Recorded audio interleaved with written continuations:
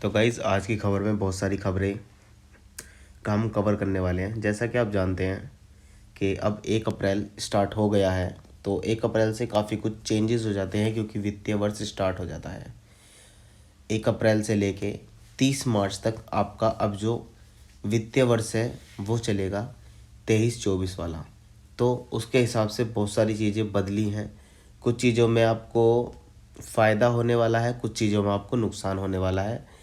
अब सरकार कुछ चीज़ों के रेट ज़्यादा कर देती है और कुछ चीज़ों के रेट कम कर देती है, क्योंकि समय पे देखा जाता है कि कोई चीज़ कम हुई है तो उसका रेट कम किया जाता है, और अगर कोई ज़्यादा चली है या ज़्यादा बिकी है तो उसका रेट में थोड़ी सी तेज़ी ला दी जाती है, जिससे कि बैलेंस जो है वो बना रहे। तो चलिए देखते हैं आखिरकार में क्या क्या हुआ है। और अगर इस को आप पढ़ना चाहते हैं तो आप डिस्क्रिप्शन में गल्फ हिंदी का जो ये न्यूज़ है इसका हम डिस्क्रिप्शन में आपको प्रोवाइड करा देंगे, वहाँ से आप इसको डायरेक्ट पढ़ सकते हैं। तो चलिए देखते हैं आखिरकार में क्या क्या हुआ है। तो जैसे आप देख रहे हैं कि 1 अप्रैल से केवल हॉलमार्क वाले जो सोने के आभूषण और 6 अंकों वाले अल्फ़ा न्यूमेरिक HUID नंबर वाले सोने की कलाकृतियाँ बेची जा सकती हैं। यानी कि अब जो है, जो भी आप कलाकृतियाँ बनाओगे, जैसे भगवान की हो गई, कुछ भी हो गई, ये कलाकृतियाँ बातें, तो इनमें से अगर आप खरीदते हो तो ये हॉलमार्क प्लस आपकी अल्फ़ा न्यूमेरिक वाली जो डिजिट वाली जो 6 अंकों वाली है वो ही आप केवल खरीदोगे। अब दूसरी खबर है हमारी एक्सप्रेस वे को लेके। देखिए, राजमार्गों और एक्सप्रेस वे के लिए ना टोल टैक्स जो है 3.5% से 7% तक बढ़ाने की गवर्नमेंट की अब जो है तैयारी है। अब देखिए, 1 तारीख से शायद ये बढ़ा भी दे। और लाइव हिंदुस्तान की रिपोर्ट के अनुसार छोटी दूरी के लिए 10% होगा, वृद्धि होगी। और महाराष्ट्र में मुंबई पुणे एक्सप्रेसवे पर 18% टोल बढ़ोतरी देखी जाएगी। चलिए, ये भी हो गया। अब बात कर लेते हैं भाई, सूक्ष्म और लघु उद्योगों के लिए इसमें फ़ायदा दिया गया है। एक संशोधित ऋण गारंटी योजना इसमें लागू की जाएगी। इसके तहत 1 करोड़ रुपए तक के ऋण के लिए वार्षिक गारंटी शुल्क को घटाकर 0.37% कर दिया गया है, जबकि गारंटी के लिए सीमा को 2 करोड़ रुपए से बढ़ाकर 5 करोड़ रुपए किया गया है। देखिए, अगर कोई बिना गारंटी वाला आप लेते हो तो 0.37% आपको लोन भरना होगा। 1 करोड़ वाला लोन अगर आप लेते हो, और अगर आप 2 करोड़ वाला लेते हो तो बिना मतलब गारंटी वाला लेते हो तो आपको 2 करोड़ की जगह 5 करोड़ तक का आपको लोन गवर्नमेंट दे सकती है। अब देखिए, ये भी काफ़ी बड़ी खबर है कि व्यापारियों को 2,000 रुपये, जो व्यापारी हैं यानी कि मर्चेंट्स हैं, अभी जो मर्चेंट्स हमारे पेमेंट लेते हैं, अगर वो 2,000 से ऊपर का पेमेंट अपने पास एक्सेप्ट करते हैं, किसी को देते हैं, तो उनको 1.1% का इंटर ऑपरेबल चार्ज देना होगा। यानी कि उनको अब ये चार्जेस देने हो गए, क्योंकि ये UPI कंपनियां काफ़ी दिनों से इसकी मांग कर रही थी। तो गवर्नमेंट ने, RBI ने ये मांग जो है इनकी पूरी कर दी है। अब UPI भुगतान पर कोई अन्य शुल्क नहीं लगेगा, यानी कि UPI के भुगतान पे कोई इससे अदरवाइज अन्य शुल्क नहीं लगेगा। जैसे अभी फ़िलहाल आप हाल फिलहाल में देख रहे होंगे, आप रिचार्जेस वगैरह कर रहे हो तो उसमें पेटीएम ने, फ़ोनपे ने अपने अलग अलग प्रकार के जो रिचार्जेस पे पेमेंट यानी कि एक तरह से शुल्क है वो लगा दिया है। अब जो गैर सरकारी वेतनभोगी कर्मचारियों के लिए अवकाश नकदीकरण पर कर छूट में भारी बढ़ोतरी होगी। बजट 2023 के तहत सीमा को 3 लाख से बढ़ाकर 25 लाख किया जाएगा। यानी कि अभी आपकी जो गैर सरकारी वेतनभोगी कर्मचारी हैं, यानी कि जो नॉन गवर्नमेंट लोग हैं, उनकी जो बजट 2023 से जो आयकर में छूट है भाई, वो पहले 3 लाख से बढ़ाकर अब जो है 25 लाख गवर्नमेंट उसको करने वाली है। कुछ जगहों पर पेट्रोल डीजल की कीमतों में बढ़ोतरी हो सकती है, जैसे केरल हो गया। देखिए, ये पेट्रोल का तो भाई पूरे साल ऐसे ही उठता रहेगा, गिरता रहेगा, पड़ता रहेगा, संभलता रहेगा। तो इसका कोई ऐसा खास इम्पैक्ट नहीं पड़ता है। लेकिन हाँ, एकदम से अगर 2 रुपये बढ़ जाएंगे तो काफ़ी बड़ी बात होती है।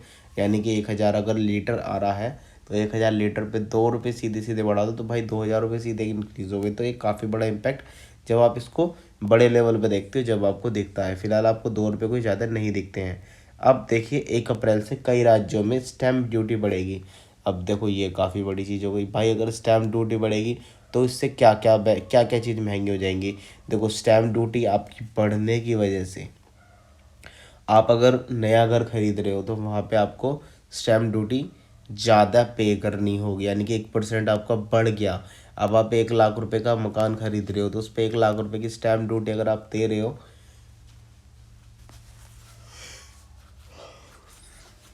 तो कितना हो गया आपका।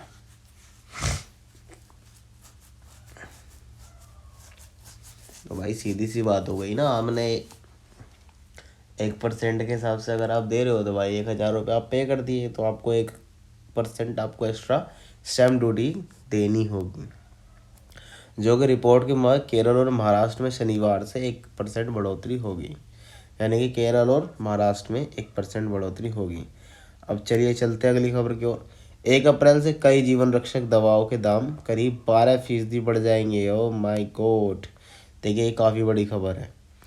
जैसे आप देख रहे हो कि भाई 1 अप्रैल से 12% जो जीवन रक्षक दवाएं हैं वो 12% बढ़ जाएंगी। 800 पॉइंट लिस्ट में एंटी इन्फेक्टिव, पेन किलर और कार्डिक मेडिसिन जैसी कई जरूरी चीज़ें शामिल हैं। जीवन बीमा पॉलिसी यूनिट लिंक्ड बीमा योजना को छोड़कर वार्षिक प्रीमियम 5 लाख से अधिक होने पर अब कर योग्य होगा। देखिए, अगर आप 5 लाख से ज़्यादा का अपना बीमा कराते हैं तो वो कर के दायरे में आ जाएगा। वरिष्ठ नागरिक बचत योजना के तहत सीमा को बढ़ाकर 30 लाख रुपए कर दिया गया है। मासिक आय योजना के लिए भी बदलाव किए गए हैं। एकल खातों के लिए सीमा बढ़ाकर 9 लाख रुपए और संयुक्त खातों के लिए भाई 15 लाख रुपए कर दी गई है। ऑनलाइन गेमिंग अनुप्रयोगों पर अब टीडीएस या स्रोत पर कर कटौती का सामना करना होगा। ऐसी गतिविधियों से जीतने वाली आय अब 30% टीडीएस से अधिक होगा। यानी कि अगर आप ऑनलाइन गेमिंग खेलते हैं तो भाई या तो खेलना छोड़ दो या गवर्नमेंट को टैक्स देना आप स्टार्ट कर दीजिए, क्योंकि अभी आपको इस पर टीडीएस भरना होगा। आप नहीं भरोगे तो आपका जो इस कंपनी से आप गेमिंग खेलते हो वो आपका टीडीएस भरेगी कितना, 30%। कोई छोटी मोटी बात नहीं है। आप मान लो कि गेम खेल ले, आपको 10 रुपये मिले, 10 रुपये में से आपको 30% कंपनी आपका पहला ही टीडीएस काट लेगी। यानी कि 10 रुपये आपको मिलने हैं तो भाई 3 रुपये आपने जो है पहले ही गवर्नमेंट को अपने दे दिए कि लो भाई सब जो करना है करो, मैं तो अपना चला। ठीक है, अभी नई आयकर व्यवस्था वेतन भोगियों के लिए डिफाल्टर कर व्यवस्था बन जाएगी। जो नई वाली जो योजना आई है वो अभी डिफाल्टर बन जाएगी। देखिए ये आपकी की समझ से बाहर है, आप इसको नहीं समझ सकते हो, इसको रहने दो।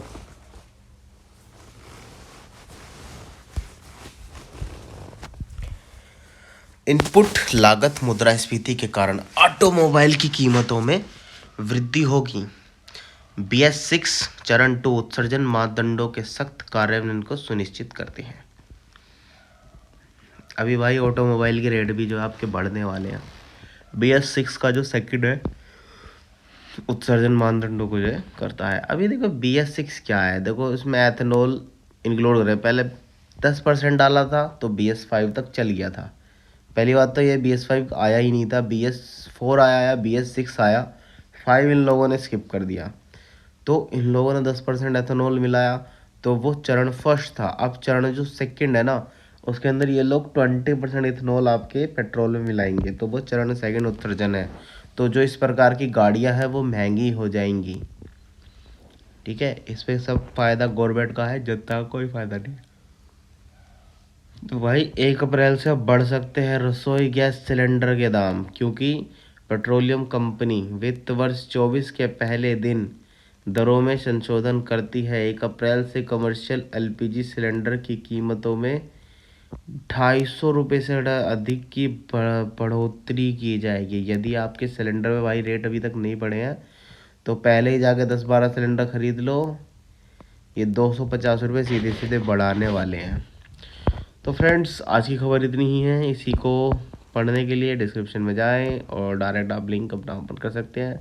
और वीडियो अगर अच्छी लगी हो, न्यूज़ हेल्पफुल लगी हो तो चैनल को सब्सक्राइब कर दीजिए इसी तरह की जो वीडियोस हैं, जो आपकी न्यूज़ हैं, वो हम आप तक पहुंचाते रहेंगे। तो thanks for watching this video, love you all friends, and do subscribe this channel and like share your friends.